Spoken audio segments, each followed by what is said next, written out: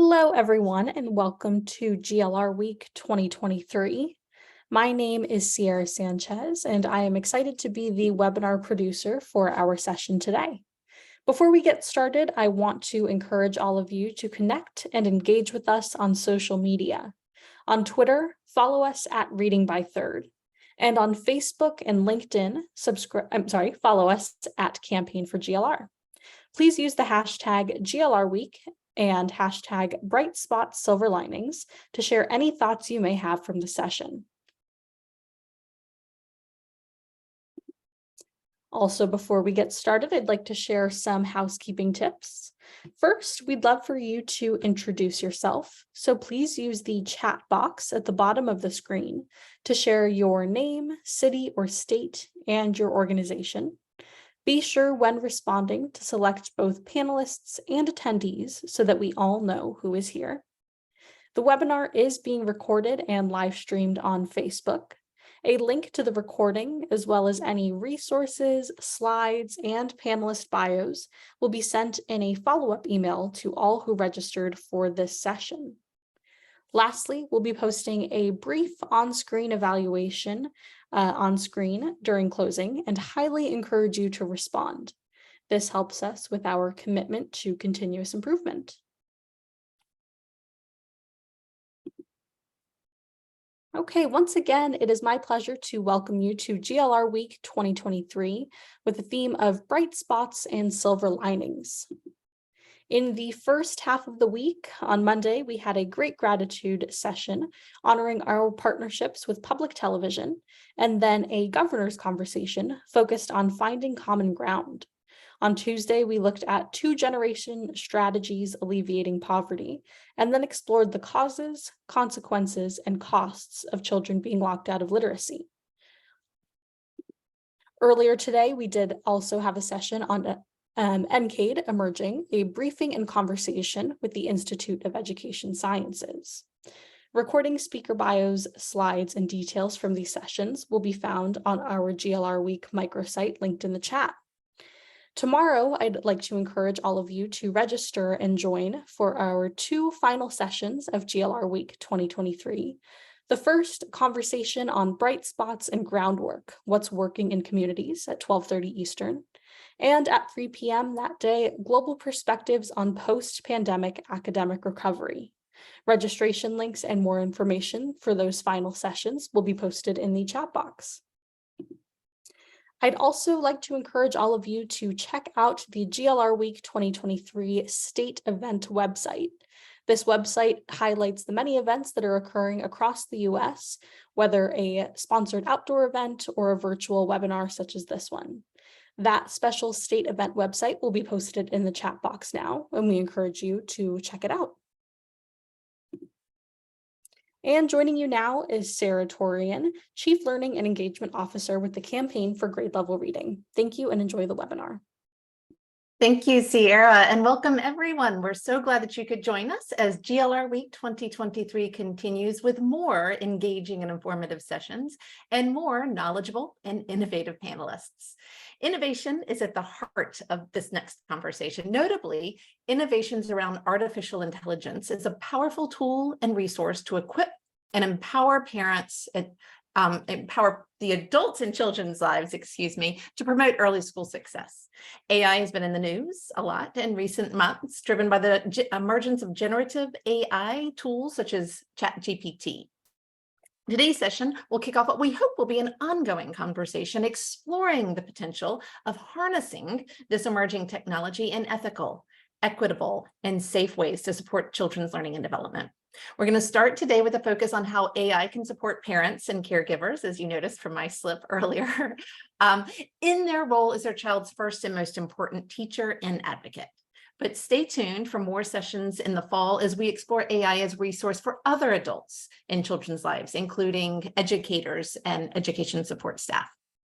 Now I am delighted to welcome and introduce our panel for today, starting with the partner who has helped us shape and plan this conversation from the very beginning, Isabelle Hau.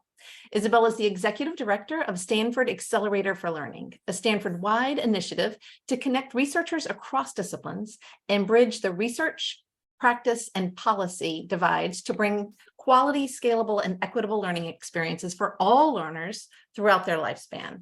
Isabelle was previously a founding partner at Imaginable Futures, a venture of the Amidier Group, the philanthropic investment firm of eBay founder Pierre Amidier and his wife Pam. She led the U.S. Education Initiative portfolio and team, and her work has directly impacted millions of learners and families. Isabelle will be moderating two different conversations during today's session, with the first focused broadly on AI as a resource to support learning. And then she'll drill down into a conversation with a panel of innovators who are leveraging AI to support parents. I'll be dropping a link to the longer bios of our panelists in the chat box in just a second, but quickly I'd like to welcome and introduce Irene Chen, the Director of District Partnerships at Khan Academy, Christy Chu, co-founder and head of learning at Koalu, Nick Haber, assistant professor at Stanford Graduate School of Education, Vicki Phillips, the CEO at the National Center on Education and the Economy, Patty Ruiz, senior researcher at Digital Promise, Tom Sayer, co-founder and CEO at Ello, and Jim Steyer, founder and CEO at Common Sense Media. An amazing panel, and we are so deeply appreciative to all of you for joining us to share your thoughts, insights, and research using AI. Isabelle, I'll turn it over to you now to guide us through the conversation. Yeah, thank you, Sarah, and good morning, good afternoon, everyone. Thank you for joining this great discussion today. So for context, I work at the Stanford Accelerator for Learning, and Stanford University coined the word artificial intelligence, or AI, in the 1950s, so a long time ago. But maybe more recently, also created diffusion models that are at the basis of generative AI. All of this to say that Stanford has been at the forefront of everything that is happening now.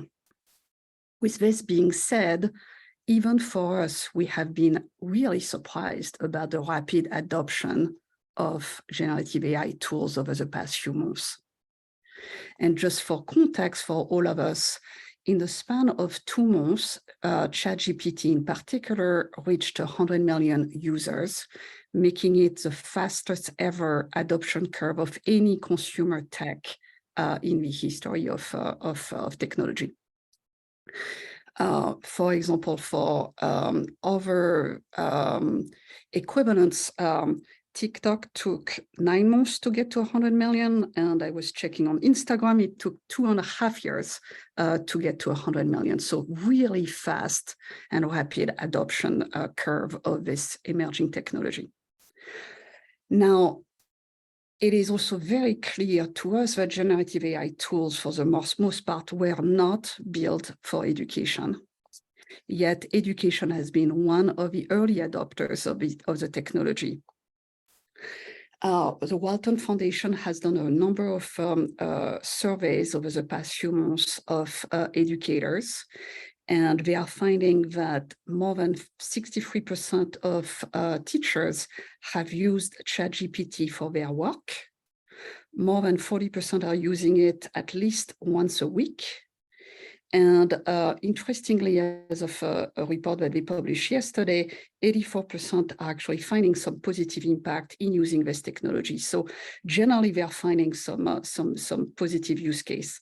But as we know, there are also a lot of risks inherent with the adoption of this technology, like in any technology, I would say, but certainly given the rapid adoption, the rapid pace at which it's evolving, I would say the risks have never been greater. So really excited to now invite Irene, Vicki, and Jim to join me for this next section of our discussion. Let me do slightly longer intros for each one of those amazing panelists. Irene Chen has led Khan Academy's work in supporting school districts in the US. And Khan Academy's mission is to provide free world-class education for anyone, anywhere, and now serves 20 million students each month and supports over 500 schools and districts in the US. They have launched and are developing responsible pilots for exploring how an AI-powered teaching assistant and AI-powered student tutor might enhance student learning in schools. We'll hear more about this in a moment. Dr. Vicky Phillips has championed students' rise to a high-quality education as a teacher, as a superintendent, as a state leader and policymaker, as a nonprofit leader, and now leading the National Center on Education and the Economy. Dr. Patty Ross is a senior researcher at Digital Promise. Her research has focused on emerging learning technologies for a very long time, and specifically AI and machine learning. And she has been a learning in many ways. Jim Steyer is the founder and CEO of Common Sense Media, the leading nonprofit dedicated to improving the lives of children and families by providing trustworthy information, education, and an independent voice that they need to thrive in the 21st century. Common Sense Media, and we'll hear more about this, just launched a very exciting rating tool for AI. And Jim has been an influential figure in education, civil rights, as a teacher at Stanford, professor for many years, and has also authored notable books. But let me now turn to our discussion, and let me start with a question for everyone, given that Khan Academy was one of the first innovators to launch meaningful new efforts to support learners. And parents and educators using generative AI. So really curious about what you could share with us about your vision at Khan Academy on why you launched these tools so quickly and how AI in your mind is supporting learning across the education landscape. Okay. Thank you, Isabelle. And again, thank you to the campaign for bringing us all together today. Let me first say, I'm going to just a short story that we've now been at this for just about 1 year. And I want to just take you back to September 2022. OpenAI approached Khan Academy to kind of get a peek at what is now the most powerful large language model, this like GPT-4. And when our team who have been working for years and years to provide kind of just high quality assistance to students and to teachers, our socks were blown off, right? I mean, it was like the technology had leaped us forward by years beyond our expectations. And so we began to both, while we are very concerned about the risks and the limitations, we also saw a lot of opportunity. And let's get concrete here with this slide. Let's get grounded in what we know about how kids learn. And we know, this is a favorite slide of mine from cognitive scientist Mickey Chi. She developed this framework that really shows that kids learn more when they are actively engaged in constructing their knowledge. So if you start off at the left, you can imagine a learner who's receiving information. So maybe they're reading an article, maybe they're listening to information that their teacher is providing. That's passive learning. It's good. We do there. But as they move to the right and take more overt actions, and as they start to kind of construct their learning, writing, generating a story, or then engaging and collaborating with somebody else, collaborating with a peer or their teachers or their adults, they are much more likely to have a deeper learning and grasp for knowledge. So the reason we got so excited about the potential of this new generative AI technology is that we can harness the power to move kids to more active ways of learning. That's kind of the big dream here. And then if you move to the next slide, what we noticed is that as then ChatGPT came onto the scene in November, and there's all this hype and the millions of people that Isabelle talked about using it all of a sudden, you had this immediate fearful reaction, right? The kind of that upper left-hand corner of like, oh my gosh, kids are going to be cheating. They may not learn how to write, what is going to be happening to us? And these are very legitimate questions that must be answered. And the adults in kids' lives need to kind of figure out how are we going to adapt, create AI literacy, and adapt to this new world.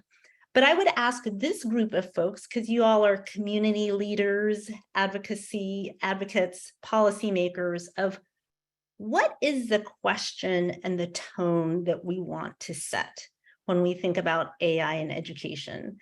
And so I might challenge going from a more fearful stance to a bolder stance where we kind of center ourselves in how can we harness these AI tools to help us realize our long-standing dreams for equity and closing opportunity gaps.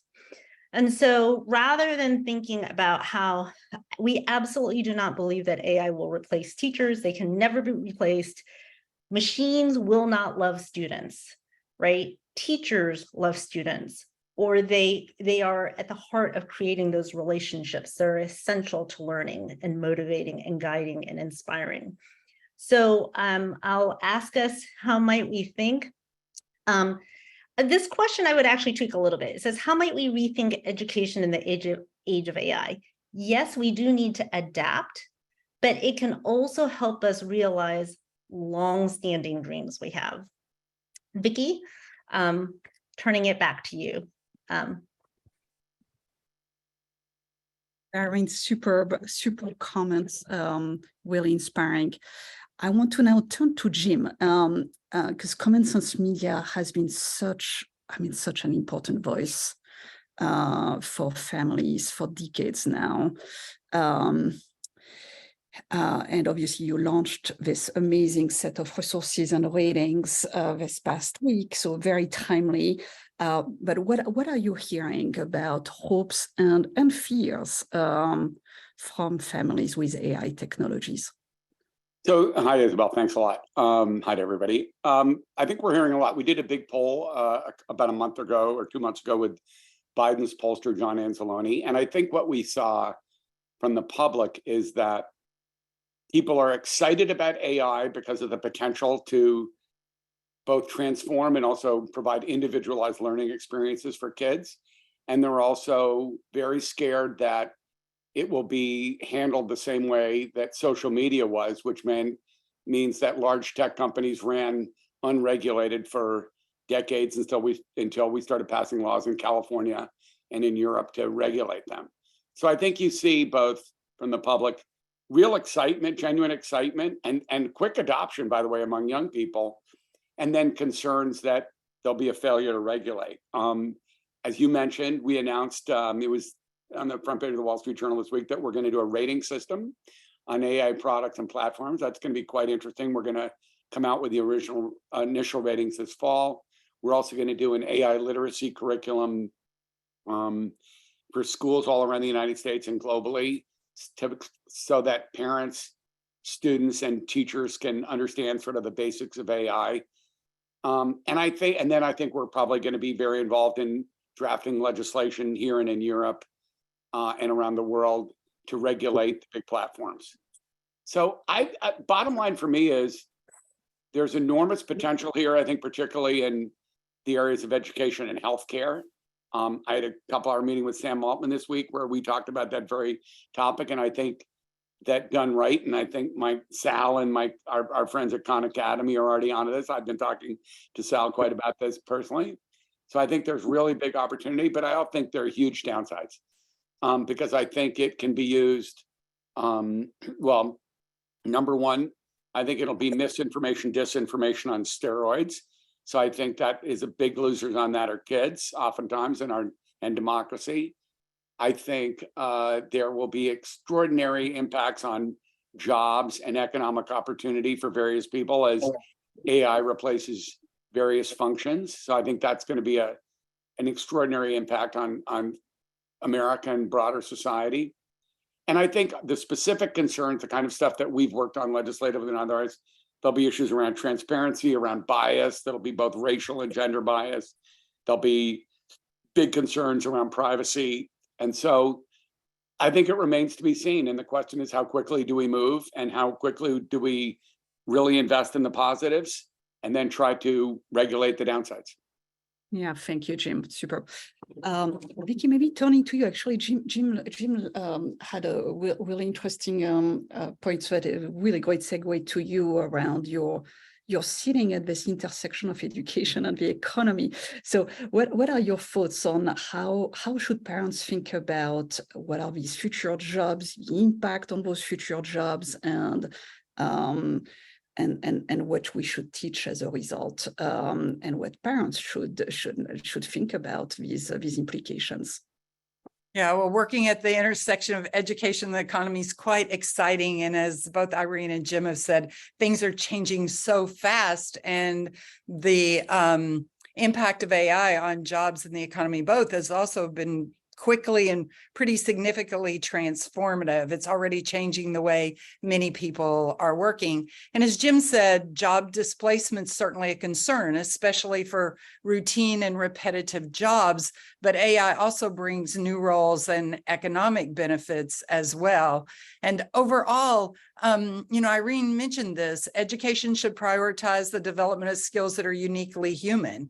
I mean, by preparing individuals to adapt and innovate and collaborate effectively, we can better navigate both the challenges and the possibilities of AI. So when I think about what education should do and what families and educators might do both individually and together, I think of a number of things. One is to continue fostering those all-important critical thinking and problem-solving skills. AI might excel at automation, but human skills like critical thinking and creativity remain essential. And that project-based and real-world learning that we're more often engaging kids with is really important.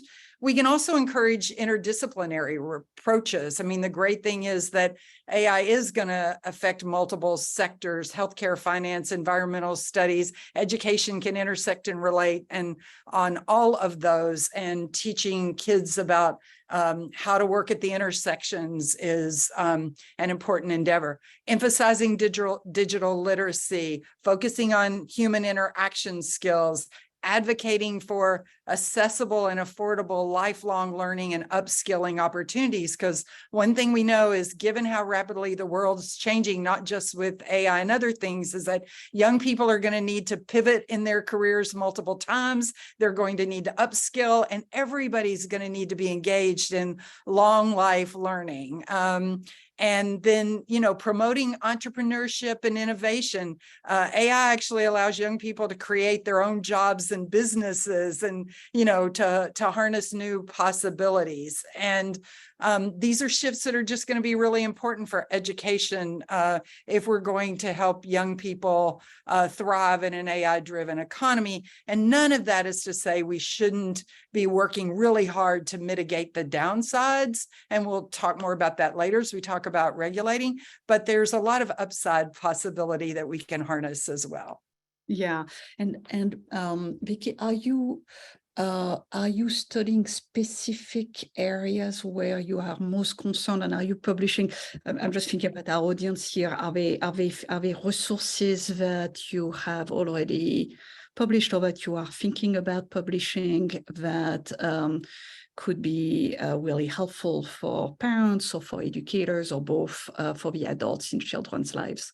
We do have some things coming soon, and we'll make sure that this community has access to those. And we've actually just published a post-pandemic brief. It's not exactly focused on AI, but it does very much give you some insight into what other high-performing places around the world are doing post-pandemic with changing the learning environment, digitizing more fully, thinking differently about a number of issues. Wonderful, thank you. Patty, nice to see you. At Digital Promise, you have had this long-standing laser focus on equity. So what is your perspective on equity? Do you think that AI will actually help by by getting to this vision that Jim alluded to of having individualized learning, and everyone will benefit with greater access to thanks to those tools? Or will we see what we have seen, frankly, with other technologies, which is a wider gap? And how can we prevent this gap from happening? Might be the follow-up question. Yes, thank you. Well, I will start by echoing something that Vicky just said about the importance of digital literacy specifically, and the efforts that many on this call, including Common Sense Media, are doing to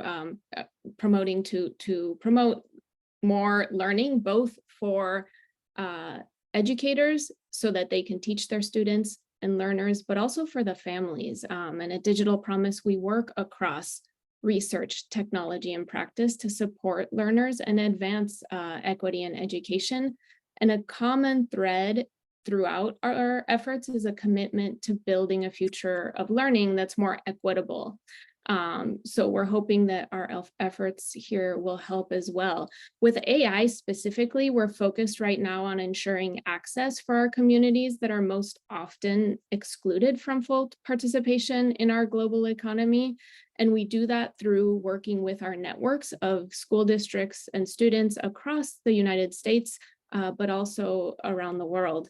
Currently, we're seeing some promising uses of artificial intelligence to support learners, and I'll give two specific examples. The first comes from a conversation with some of our superintendents a few months ago, where one superintendent shared with us that an art teacher at their school is using generative AI art tools in their classroom to allow their students who are disabled to complete assignments and remain within the classroom, so they're not being pulled out to separate courses, and they're able to engage with their peers in the classroom. Another example comes from a study that I'm leading, where we're looking at the application of generative AI for generating sample lesson plans. So teachers have found that generative AI tools are helpful in the planning and idea generation stage of their lesson planning process, especially as they're integrating new skills like computational thinking and standards into their lessons. And several teachers in that study recently told me that they use generative AI to generate individualized lesson plans specifically for their students who have individualized education programs, and that doing this allows them to save a significant amount of time in their planning process and allows them to focus on the needs of their students. And this is something that we advocate for at Digital Promise, ensuring that these AI systems and tools always keep human at the center of the decision-making process. And as Irene said earlier, teachers are the ones who know their students the best, right? And they're the ones that can ensure that these learning experiences are meaningful for their students in the context that they're working in. So it's important to note one more thing, that teachers recognize that these AI-generated lesson plans are just a starting point, and it's not something that they're implementing as is. And many of the teachers that I spoke to rejected the AI-generated lesson plans because they just didn't work for the topic, for their school, for their students. It just wasn't for them. So these are just two ways, but I want to emphasize what others have emphasized already, that it's so important that the humans, the educators in this case, or the families, be the ones that are able to make the decisions about how these tools are implemented in learning experiences. I have so many other examples, but I'll turn it back to you, Isabelle. Thank you. Yeah, thank you, Patty. Those are great examples and inspiring. We'll come back maybe to the risks, after. But thank you for starting with some inspiring examples of equitable solutions and some happening in schools. So we're really terrific to hear. Irene, I wanted to come back to you on Sal Khan's initial vision behind Khan Academy. Having been the pioneer of personalized learning and this big vision that a lot of us want to believe in. But do you see really this vision becoming closer with this emerging generative AI wave of technology? And can you also walk us through how you're thinking about drawbacks? Sure. Let's talk about the personalized learning first, and then drawbacks. Patty, I loved how you provided some like really concrete examples about driving towards more equity. And so, Isabelle, I'm just going to throw out additional concrete examples. A huge percentage of our students, English is not their first language. And so now, for example, we are finding that we can build and adapt these like tutors for students to engage with them in multiple languages. So imagine you're a classroom teacher, you've got 30 kids in your students, you've got 10 different native home languages. Now they can begin to get assistance on the spot in the moment of learning in their home language. And you can also imagine that a parent at home now may be able to get kind of work with their students in their home language too, getting tips and advice on how to get unstuck. Let me give you just like one more example of like personalized learning and how AI can in some ways also begin to build up kids' confidence. There is a feature where kids can kind of debate this AI tutor in a particular topic. Should cell phones be allowed in school? And it was really interesting that I heard a girl who was one of our pilot testers say, I was able to test out my ideas and without fearing being judged. And so to me, that's an example of how learning can be very personal. And then a skillful teacher can then open it up to kind of peer-to-peer debates in the classroom. So an AI interaction is the first step of yet more human-to-human interaction. I'm just going to take a breath because I said a lot, but I also realized part 2 of your question, Isabelle, was about the drawbacks. Do you want me to go to drawbacks? Yeah, that would be great. And no, I think that's really important to also cover the risk. I mean, great to cover the benefits and the merits, and those examples are terrific, but also thinking about how can we mitigate the risks that we know are here already. Sure. Jim, you listed, I think, a lot of the risks that are all on our minds, so I'm not going to repeat those. I think that with this audience here, a very specific risk I feel is with lack of knowledge of what the potential upsides are. AI in education become politicized. You could see extreme parent groups calling for like the complete bans of AI. So that is a risk we are actively trying to mitigate right now. There's a new coalition called Teach AI. Go to teachai.org, because we don't want, traditionally speaking, great new technology comes, and who typically gets it? You know, the most tech savvy, the most privileged segments of our society, and then it takes years to trickle down. So we want, I think, in order to drive against bias, we need to have voices of students, voices of teachers, voices of everybody engaged in the models. But this means that parent advocacy groups have a big role to play. You need to advocate for safe implementation, advocate for transparency, advocate for privacy, but also counterbalance extreme voices that are calling for bans. Yeah, thank you. I mean, Jim, it just would love to hear your reactions to that. And obviously, you're working actively on a lot of us with the rating and the AI literacy curriculum. But just curious about if you could expand on the risks and drawbacks. So a few things. So obviously, you know, we have a huge digital literacy effort that we've done over the last 15 years. We are putting in a major new component around AI literacy that'll speak to some of the stuff that Irene's talking about. That's what I don't talk to Irene, but I've been talking to Sal. And so we are probably going to do a fair amount of that with you guys.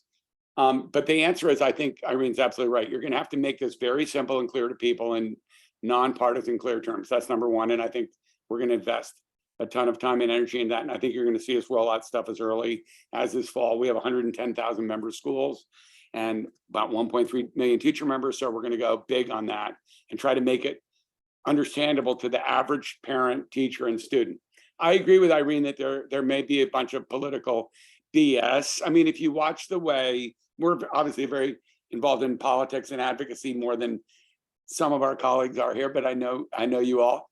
And the truth is, I do think there'll be some BS right-wing stuff around how AI could be used in the same way they've distorted critical race theory and other stuff like that. So yeah, I would assume you'll get some degree of politicization around that. But I think that a very common sense approach, pardon the term, will work. And I think it's going to be about showing the public why this can be incredibly valuable to your kids' education, and how, like Conmigo, for example, or some of the other tutoring platforms are going to be incredibly helpful for low-income kids and families and for all kids. So I think you're going to have to be out there with a lot of really positive messages, but not be afraid to take on the garbage, because there will be that. There is going to, you're always going to see in an election, guys, we're going into a presidential election here where, you have some people who are totally off the rails about what's happening with parents and kids in this country. So I think you have to anticipate that and then take a very straightforward, positive, common sense approach to why this can be incredibly popular, but really take on the naysayers as well. So I look at that as part of what our mission is at Common Sense. That's partly why I came on today's webinar, was to say, I think we have to stand up for what's best for kids in schools, period. Yeah. And can you maybe expand, Jim, on what you're seeing on or what you're doing on, we spoke about equity and access, but some other risks such as bias and ethics and fairness and you mean in terms of AI? Yeah, some of your on AI and education. I mean, like all of you, and maybe some of your future ratings and the different. The ratings are, look, first of all, there's a lot, as people like Vicky knows, there's a lot, way more smart people at Common Sense Media than me. So I'm just like the figurehead. I don't actually do the work for most of this stuff. And so I don't know exactly. We have a whole team that's building the rating system. We literally met with Sam Altman yesterday for an hour just on that topic. And we're going to meet with the big players. We feel you have to meet with the people who are making the platforms and listen to what they think. But obviously there's a huge amount of bias that can happen here, particularly around racial and gender lines, I think, and in things. So the ratings will account for that. How? I don't know, Isabelle. But will we take bias into effect? Absolutely. And there are a couple of organizations, I apologize because I can't remember.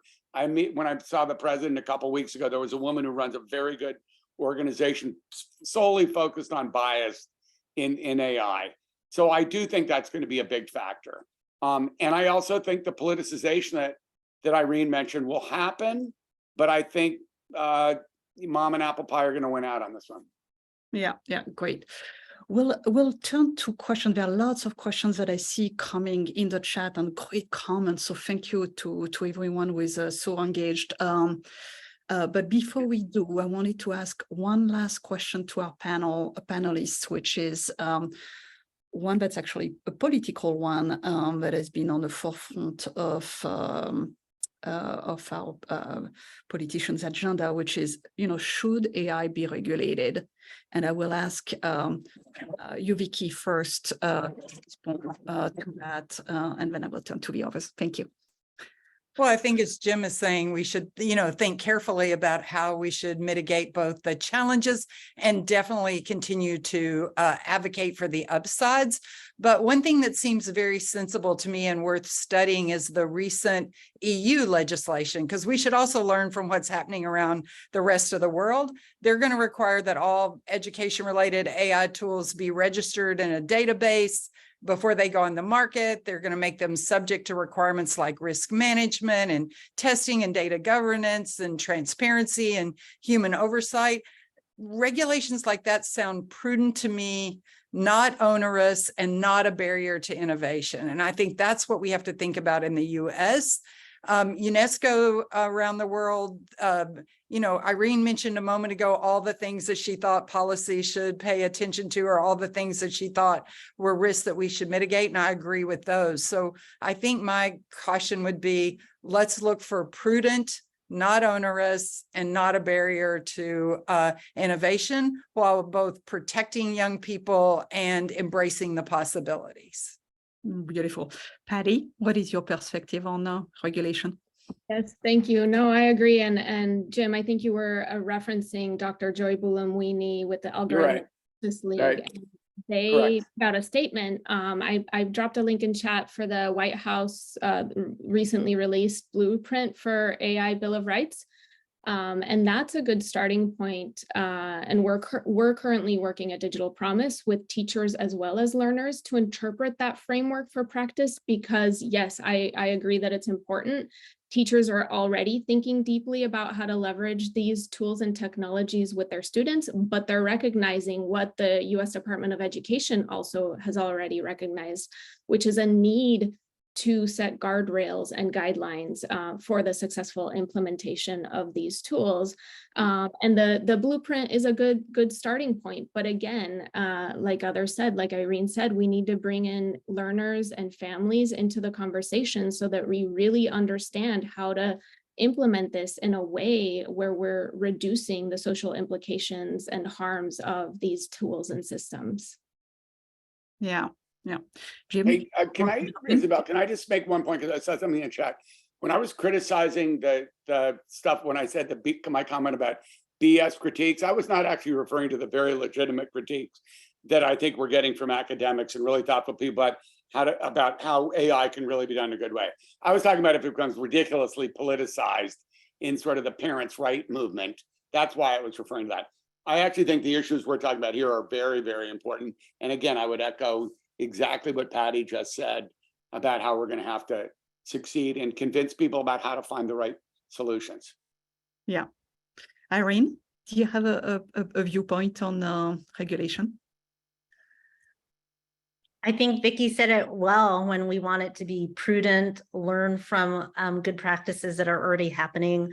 I would just say that we need to act with urgency, because people our teachers need guidance from and parents need guidance from our leaders. Yeah. And are you talking about legislation specifically, Irene? Yeah. Because here's what I will tell you, I think will happen. I know we're going to end shortly.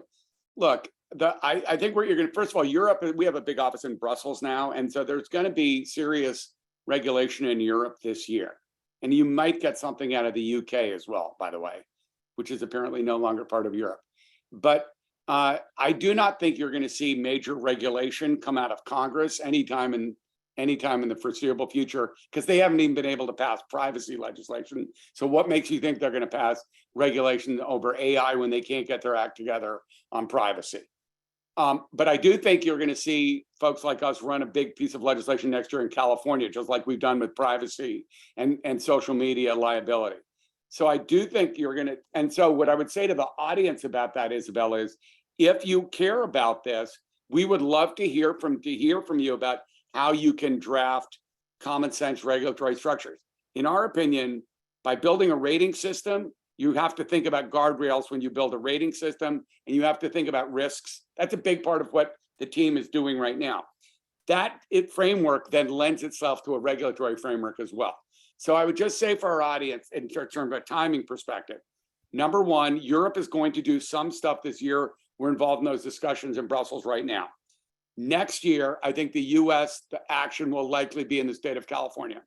And I think there will probably be some major AI legislation in the state of California. And if you care about this, you should also follow what's going on in the social media legislation in California right now, because it's a precursor to what will happen. It's different, but related to some of the same issues that will come up in the AI context. Yeah, thank you. So we've gotten, as I mentioned, like a lot of really terrific questions and comments. We'll also figure out a way to share some of those resources after the webinar.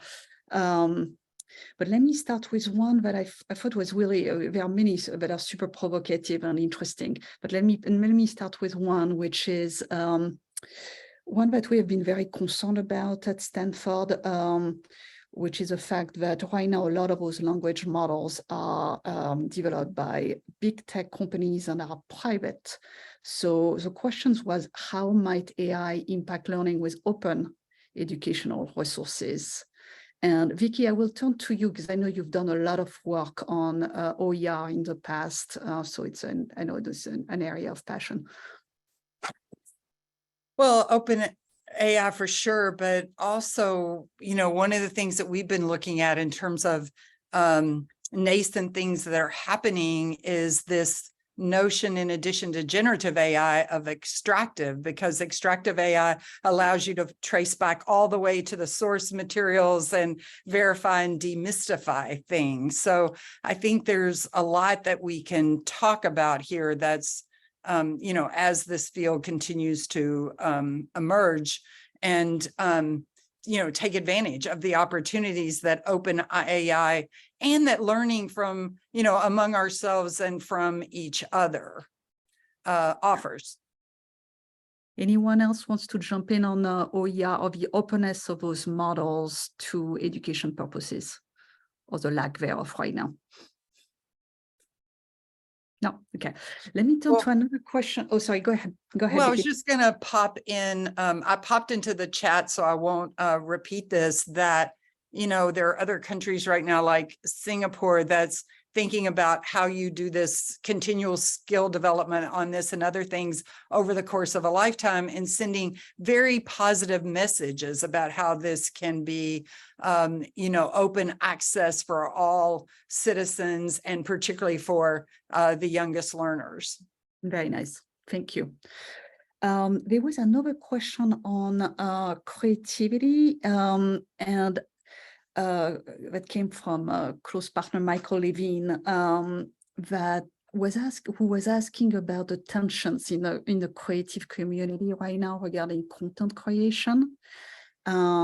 That we are seeing beyond education, really, but really interesting concerns about who owns the content, who has the rights, what's happening with those generative AI tools. May I ask Irene to comment on that question about content and creativity, maybe as well, on the impact on creativity on learners? Maybe two separate questions.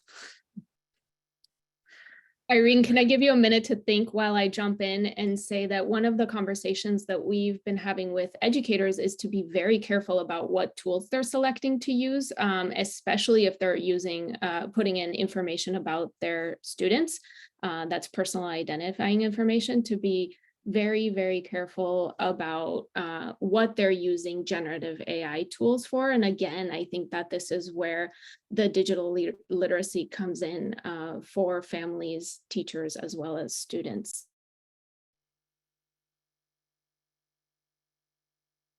Thank you, Patty. Isabelle, I think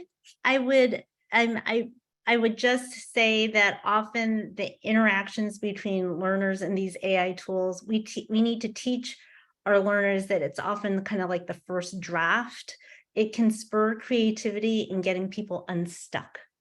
It can spur creativity in that you have an initial collaborator, but we need to teach people, don't accept the first draft.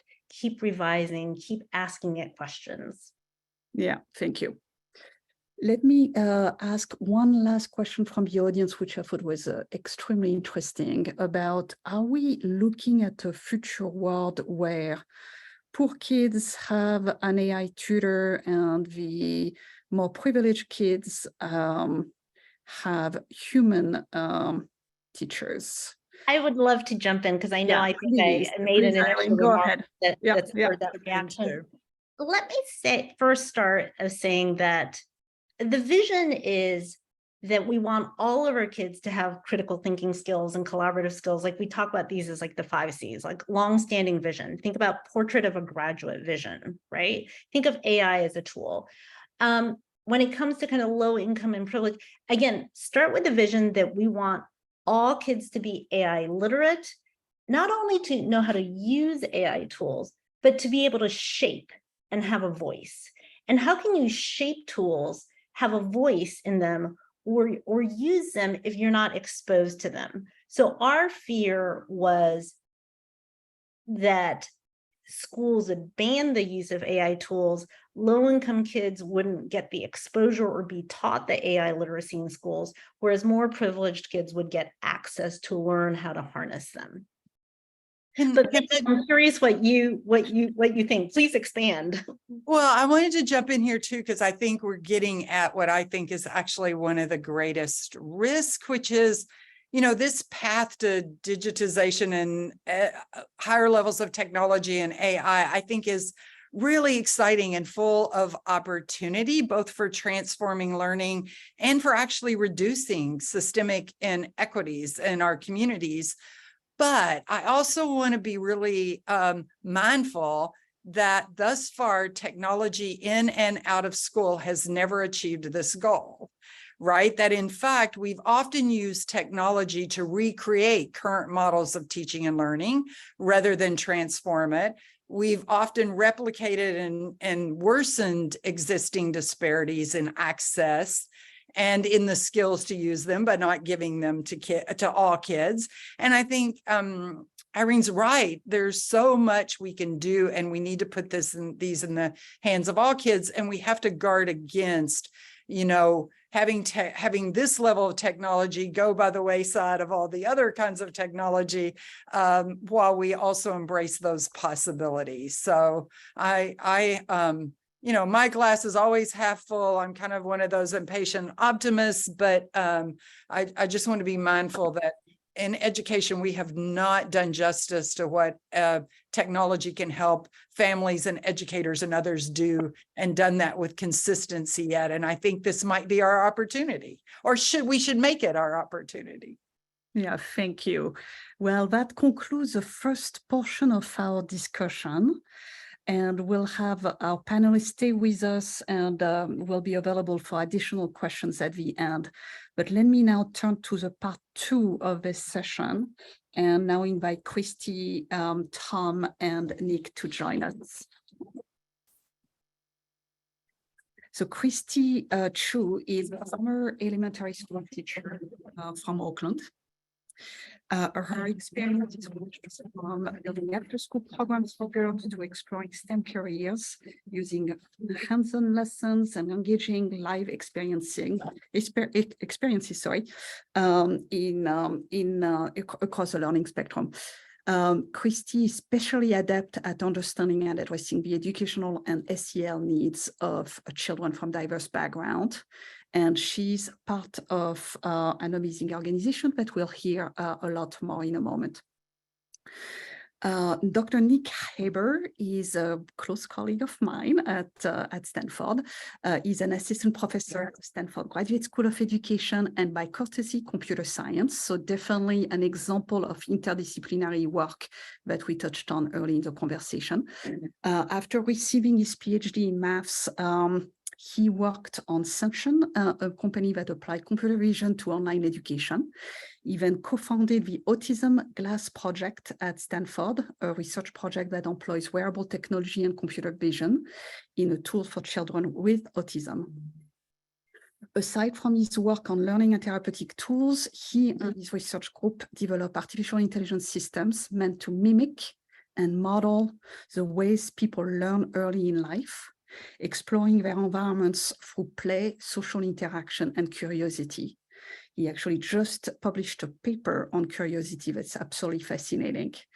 He has partnered with other colleagues, including Dr. Phil Fisher in early childhood education, on analyzing video footage of child-adult interactions to advance human interactions via a tool called Find. And last but not least, Tom Sayer is a co-founder and CEO of ELO, Before Hello, Tom was the head of impact and adoption programs at Google for Education, where his team was responsible for ensuring that Google tools were used effectively in classrooms worldwide. He is on the board of multiple organizations, including Education Reimagined, the movement builder of learner-centered education. So with that, let me turn first to Nick. Nick, you are working on this tool, Find, on Curiosity, and also advising companies like Hello actually with us. So what do you see as the broad potential of AI in increasing efficacy of parents and adults in young children's lives? Yeah, it's a great question. I think maybe I can say a little bit more about what we're doing in Find and maybe a little bit with Hello, though I imagine Tom will talk a bit more about that one. So right, in the Find program, this is something that was founded by Dr. Phil Fisher, a colleague of mine, and he was right. They basically, the team came up with this notion that if you provide this at-home coaching session in which you record a parent and child interacting, and then point out good things about the interaction. Basically, that's the intervention. You sort of say like, oh, look, you were attentive to them as they directed their attention towards this, and and you reciprocated, right? Like there's like that sort of reciprocal interaction is very healthy. Just pointing that sort of thing out, it turns out is very helpful, particularly in cases where in the background there's been trauma. And so what we've been working on in this context is to use artificial intelligence to scale up this therapy. Therapists will still be in a loop, but there will be a lot less background work in preparing the therapy on an individualized basis. Right, and I think this kind of has this common theme with a lot of the AI-enabled things that I'm doing that we hope can empower parents, which is basically it's sort of right introducing a learning technology into a home setting, which augments an existing learning experience, right? And allows the scale, lowers barriers for people, allows us to deliver it to more. And I think it's a very similar blueprint with Hello. Tom could say more, but short of it, enables at-home reading, send books home to kids. There's an iPad app. The iPad app listens to the child read, providing a sort of coaching experience as they're reading. And the intention is, again, right, like parent and child reading, very critical part of reading. This sort of, we think of it as a multiplying effect, right? By allowing these sorts of learning experiences to be had more often by the child to augment the parent's effort. In particular, right, we think in cases where there are, right, like parents might be more resourced or time constrained, that we can empower families better. So right, it's like introducing human interventions, right? Like or basically multiplying human interventions in one way or another through the scale of artificial intelligence. Yeah, thank you, Nick. So this is a great segue to you, Tom. Maybe can you say a little bit more about Hello, and then also really curious about what you are hearing from your parents, and how our parents and families more broadly, leveraging those AI tools or reacting to them with either greater greater adoption or more concerns about what is happening. Absolutely, and thanks for having us on this panel. First, I should just say both my own personal experiences as a parent and through Hello is on younger children.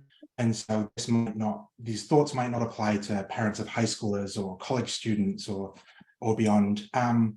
So slightly controversially, I kind of think parents don't really care that much right now about AI. I'm going to make a big stance there. I think as we think about parents, there's two characteristics that really stand out.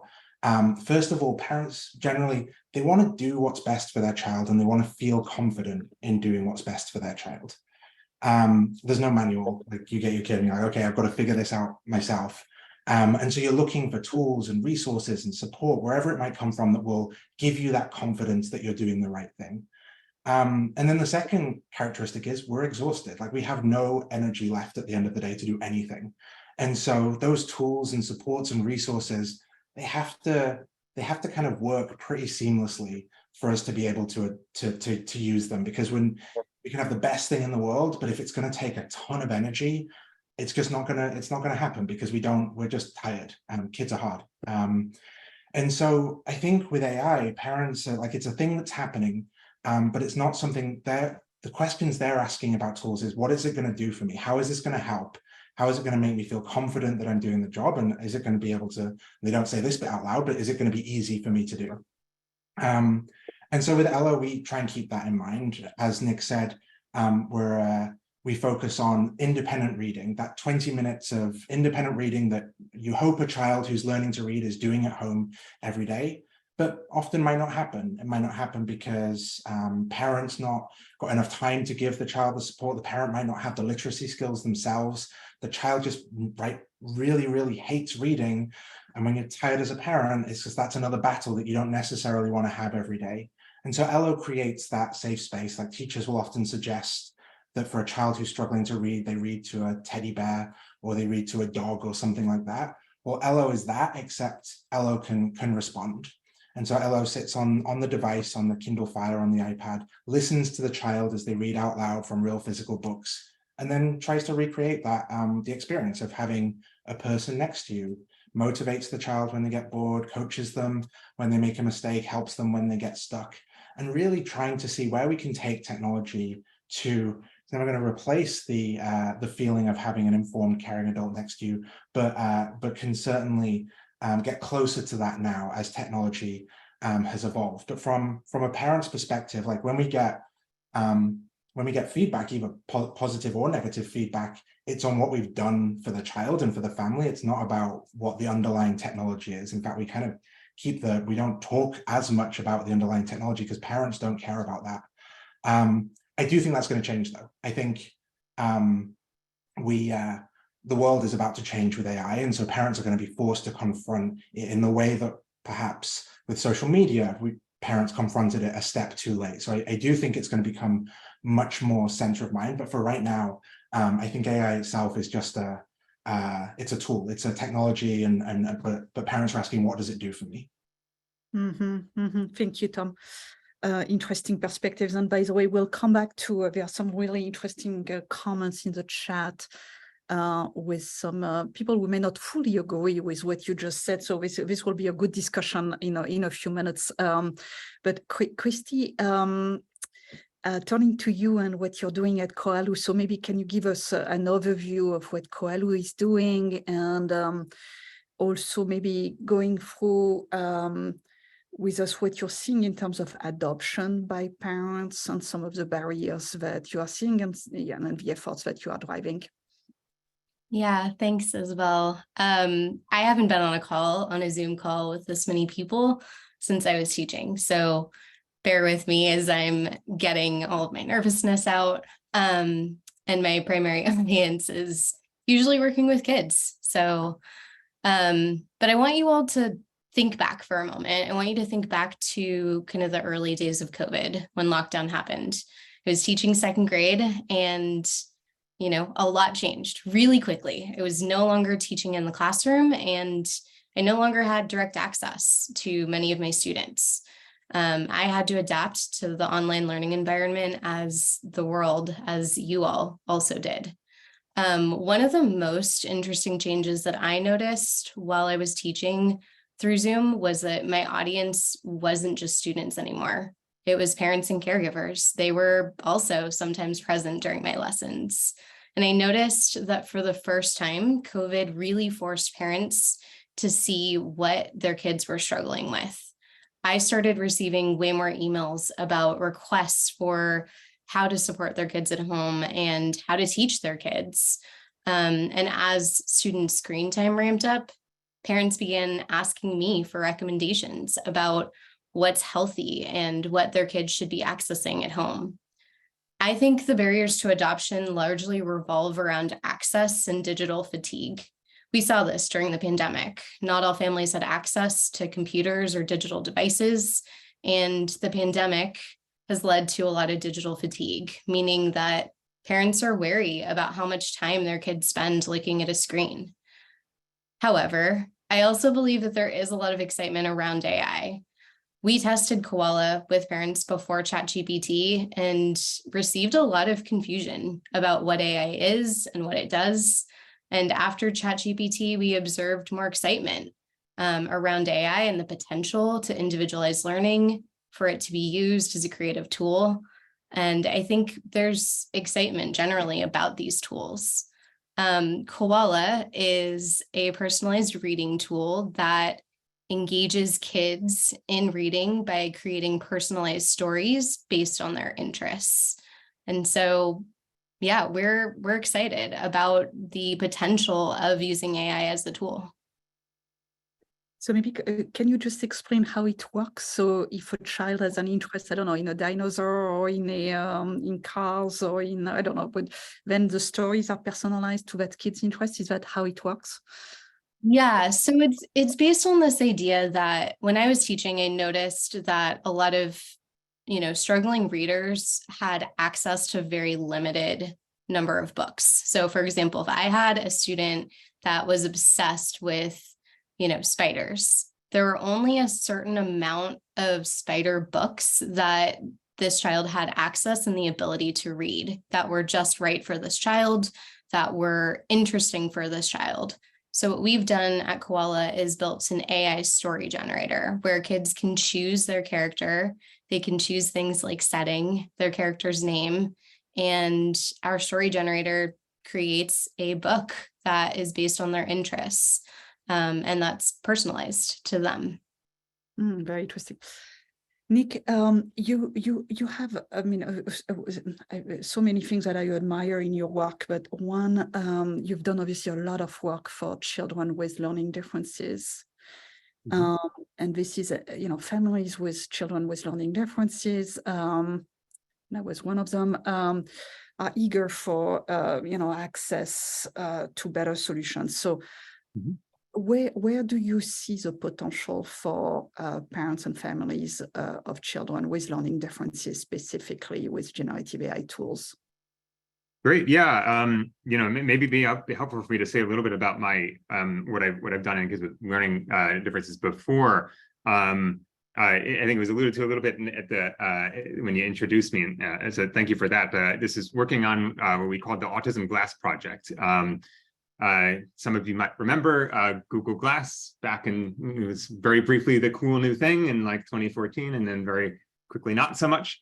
But the idea was we tried to make it into a learning tool for children with autism. So the idea was that the child with autism would wear the device and it would give social cue feedback, basically recognizing it in real time, for instance, happy, sad, angry, on the faces of those around the child, and giving that feedback in real time.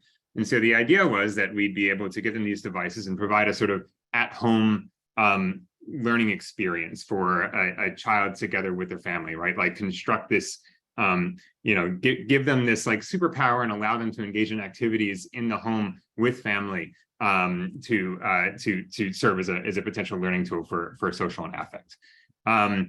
I think thematically kind of similar to what I talked about before. We were sort of taking the kinds of therapies, the kinds of learning experiences that we know can be helpful for the community, and delivering it into the home, right, and empowering, right, and in particular for learning difference communities, right. Often a gigantic bottleneck is in the delivery of learning experiences, of therapies, right. If you're thinking about autism or speech language pathology or dyslexia, right. The like one-on-one interaction required in in delivering learning experiences and therapies is a real bottleneck to access of care. And so putting this in parents' hands and child's hands is really helpful. And I think, like, right, you can see this with things like with Find and like ELO as well, right? Like that you can right, like currently ELO is towards is really for general population, but you could think about ways, okay, how do we tailor learning experiences for specific populations?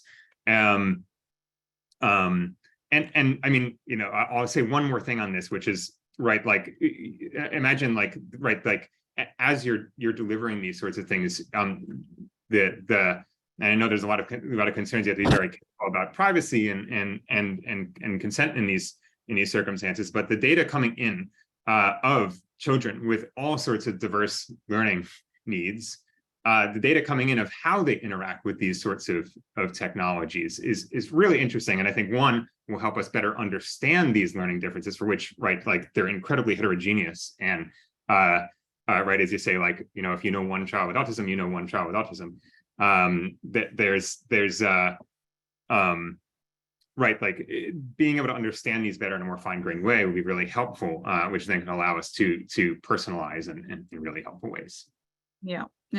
Thank you. Super inspiring. Tom, you. I mean, we heard a little bit about your partnership with Nick, and I know that you're super dedicated to embed research in everything you do. So can you speak a little bit about what you're doing there, and maybe some of the challenges as well that you're seeing in partnering on measuring the impact of your solution, and what you're observing there to date? Absolutely. And yeah, impact for any tool in any industry is clearly very important.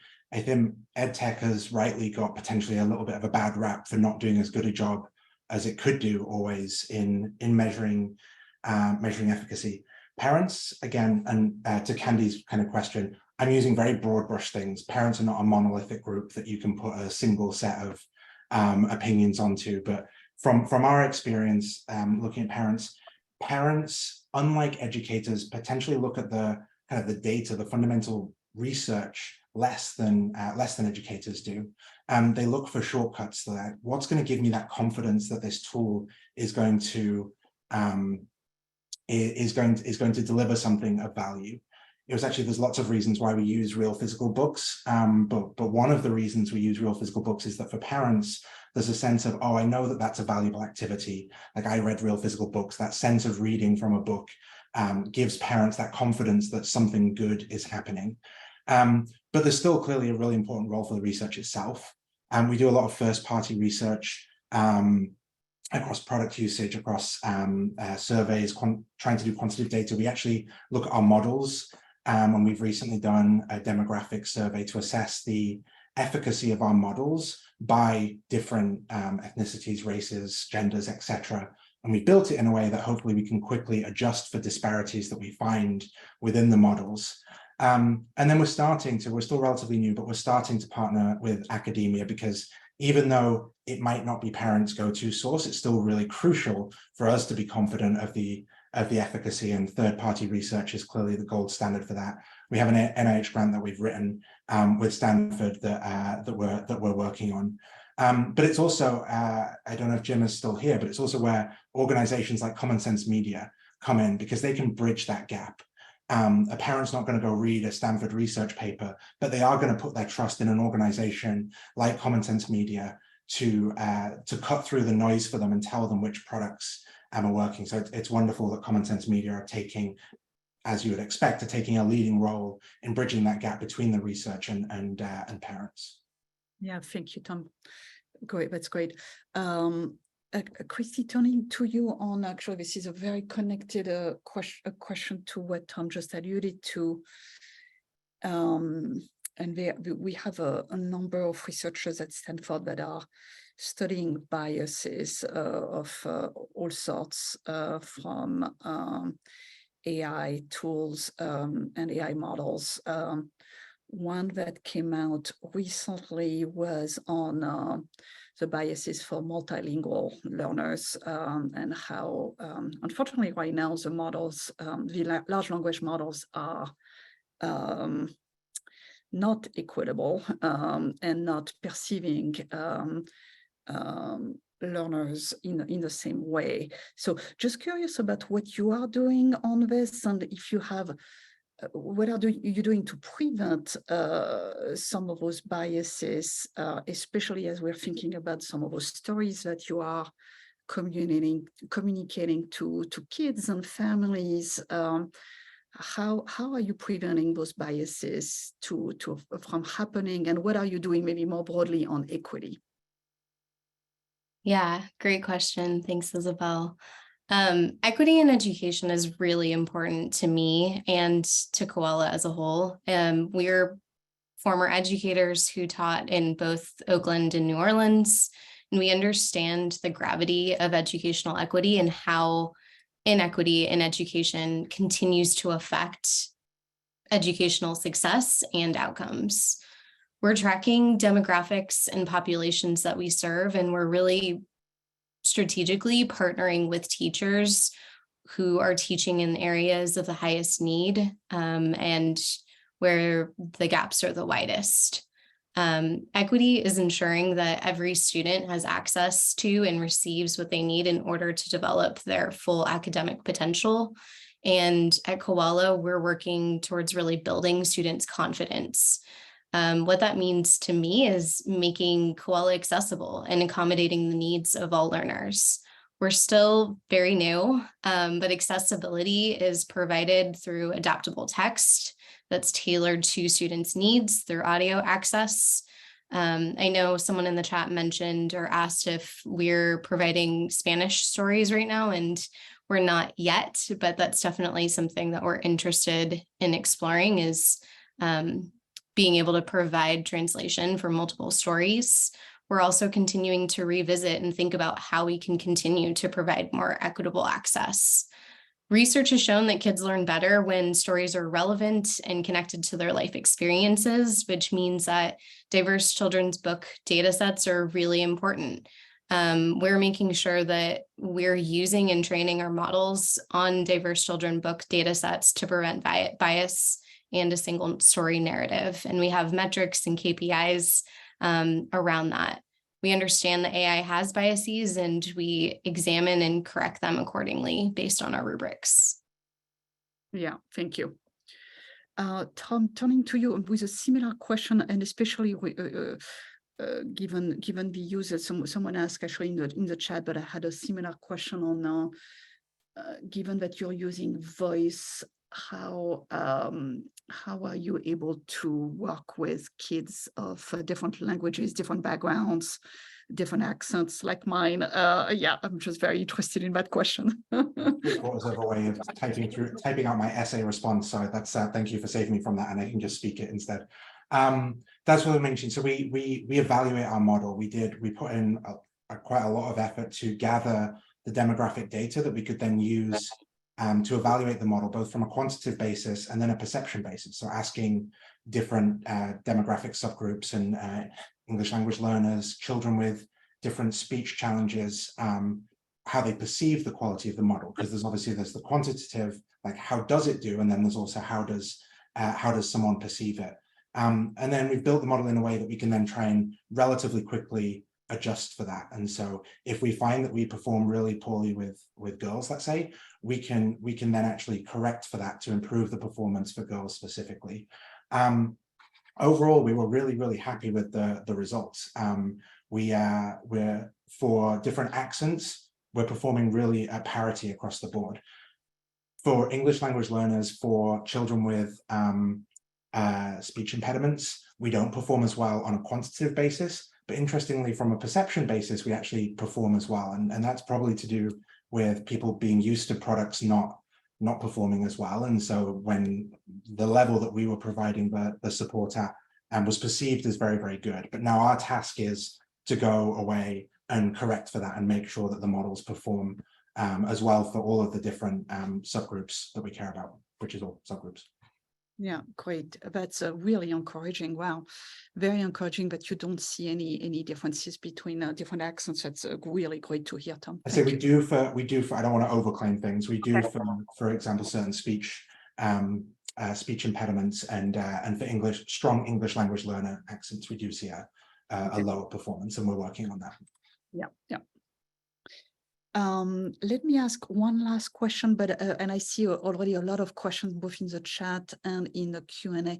But if you want, anyone in the audience, please add additional questions. We'll handle a few of those in a few minutes remaining. So my last question is for all of you, which is a two-part question actually, but as well. So how do you manage both the safety risk, misinformation or inappropriate content, given that those large language models were not built for children? And also, how are you managing the AI dependence risk that we have seen with social media in particular? So maybe Christy, I will turn to you first, but hoping that you can maybe tackle either a part of it or both questions. Yeah, thanks, Isabelle. So I think like there's a lot of potential and risk using AI. I think we've talked pretty heavily about what those risks are. In my opinion, I think one of the biggest risks is just mitigating that AI bias. AI is informed by data sets that ultimately have natural biases, and humans are using and training AI models based on those biased data sets. So it's, again, important to use diverse data sets and to feature diverse people doing diverse things so that we don't just end up with 10 stories about the same boy playing soccer. We're using metrics and benchmarks from a toolkit that specializes in equity in education to make sure that our large language model is safe.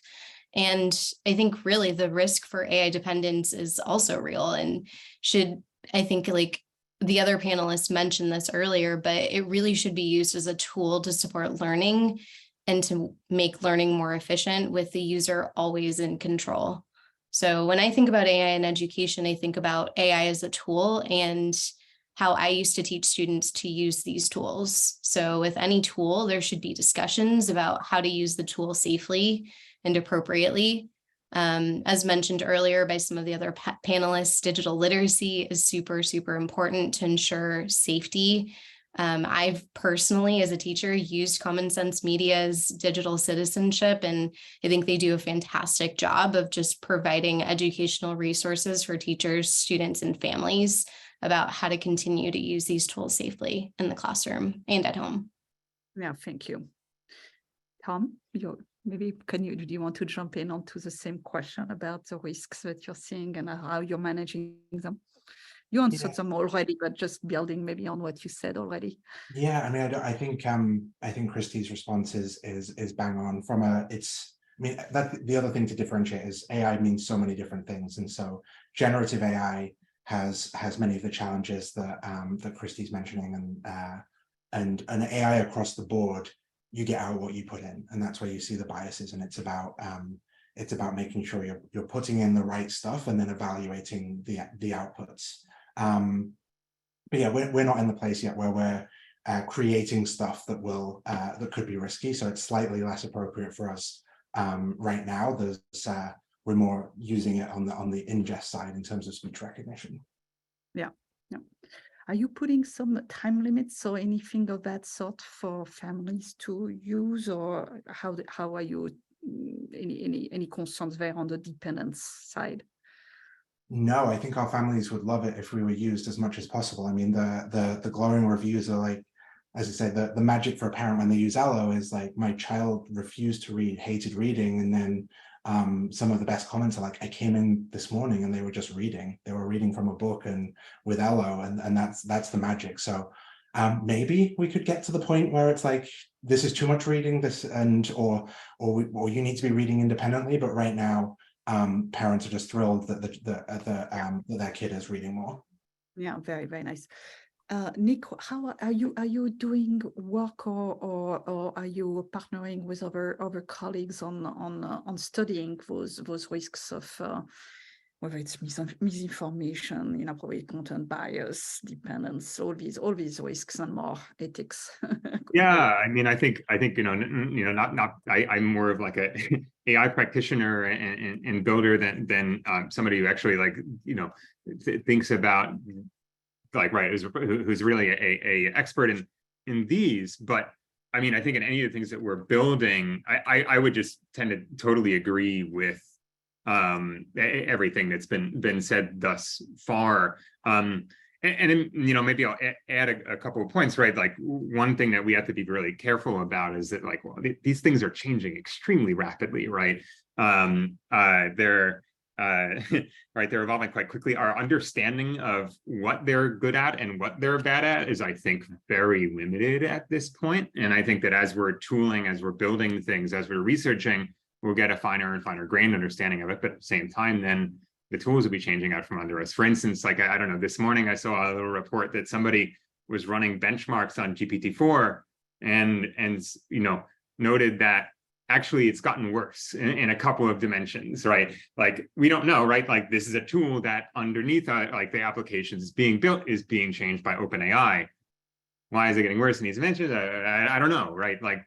But we have to be aware that, okay, they're going to continually be introducing new models. These models are going to be changing. Their behaviors are going to be changing. Their competencies are going to be changing. The risks are going to be changing. And so this all, to me, suggests that, I think we need to be thinking about in terms of vigilance towards these things, enabling the crowd, right? In some ways, maybe think about it in a way that we think about cybersecurity, which is actually organizations should be encouraging anybody to attempt to find issues with these tools, with these products, so that we can continually adjust, because things will be changing so quickly. Yeah. Actually, on this, there's a question that just came in from Deborah Bergeron about the concerns on the speed, which is a really, really interesting one, where it comes right after the pandemic, where all of us are exhausted, and certainly parents of young children are, educators are. And here we are, we have this new technology that is changing and adapting, and nobody can really keep pace of what's happening. So how do we reconcile this for families? What are you seeing in terms of best practices? And anyone who wants to jump in on that question, please.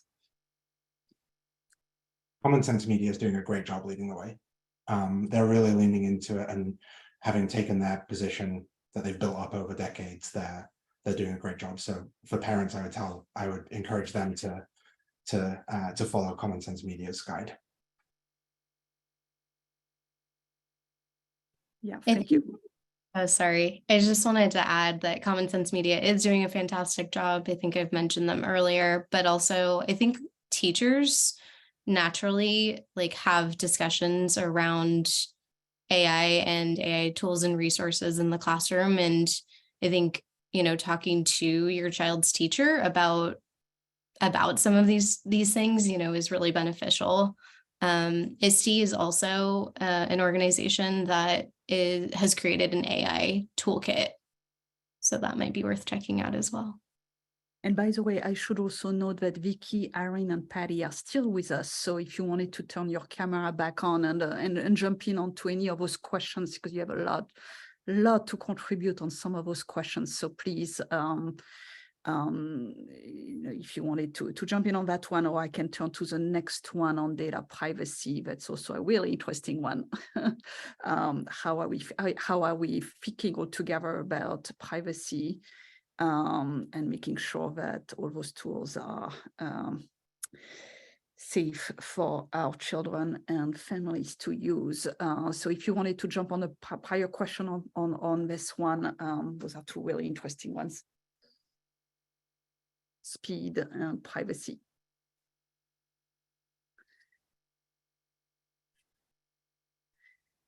Vicky, I see that you're thinking, but I know you have a lot to contribute, so I will call on you. I think both of those are incredibly the right questions and I don't really have a ready answer. I think that, as I said earlier, we have to be really thoughtful and responsive about this. And I love the fact that there are these large communities like this one having conversations like this, both about what we are cautious about and how we advocate, and also what we make possible. And it's so great to see this, the second half of the panel having such concrete ideas about that. And the rapidness, it's just going to keep sweeping along. So somehow we have to figure out how to be thoughtful and responsive. And I think, again, conversations like this really help us do that. And organizations like these that are out there on the front line testing it out and learning and adjusting and taking feedback, and then groups like Common Sense Media helping us rate and look. All those tools are going to be invaluable in helping us go forward. And I, for one, say how much I really appreciate this set of comments around teachers. I know teachers are exhausted, families too, in some way, and we need to make it as painless as possible. And we need to keep them involved in these conversations and keep hearing their voice and enlisting them as we move along. Great. Well, this is a terrific comment to conclude our great discussion. I wanted to thank all of you. There's been a lot of gratitude, a lot of comments as well in the chat by our audience, but certainly a lot of words of gratitude for all of you, for what you're doing and for what you are driving, and for enlightening us today with some of your insights and work. So thank you. And I will turn back to Sarah for concluding comments on and next steps. Wow, thank you all so much. Count me among some of the parents that Tom was referencing who has been too tired and too lazy to kind of dig in and really explore like both the potential and the possible pitfalls around AI. So this session has been so incredibly useful and valuable for me. I've learned so much from all of you. So huge thank yous to Irene, to Christy, to Nick, to Vicky, to Pat, to Tom, to Jim, who had to leave. He had a conflict in the later half of the conversation. And huge thank you to you, Isabelle, for bringing together these incredible leaders and experts in the field and planning this conversation and then guiding us through it. So amazingly, really appreciate it. Thank you to all of you who joined in with us today. I hope you've learned even just a fraction of what I've gathered, but I've seen so many great comments in the chat. I know you did. I hope you'll continue to join us for more sessions throughout GLR Week. We've got one more double header tomorrow before we wrap up the week. With a session starting in the morning with a session learning from what community leaders are doing around attendance in the early grades, digital equity, and learning happens everywhere, approaches in communities, and following up in the afternoon with the session looking at what can be learned from what other countries are doing around the country to address equitable learning recovery post-pandemic. I'm going to quickly drop a link in the chat to those sessions. And then I would also let you know, so we're going to be wrapping up GLR Week tomorrow and taking a little bit of a break after 8 webinars in 4 days. But we've got an amazing lineup of special rebroadcast sessions that are specially tailored to kind of help communities and educators and partners plan for returning to school in the fall. So check out our new website, leo.gradelevelreading.net. Which we just launched, where you can find out more about all of these sessions and register. And also check out all the amazing archive of sessions that we've done over the past. So thank you again for joining us. Thank you to our amazing panel. Hope you'll continue to join us and spread the word about the campaign for grade level reading. Take care and have a great day. Thanks, everyone.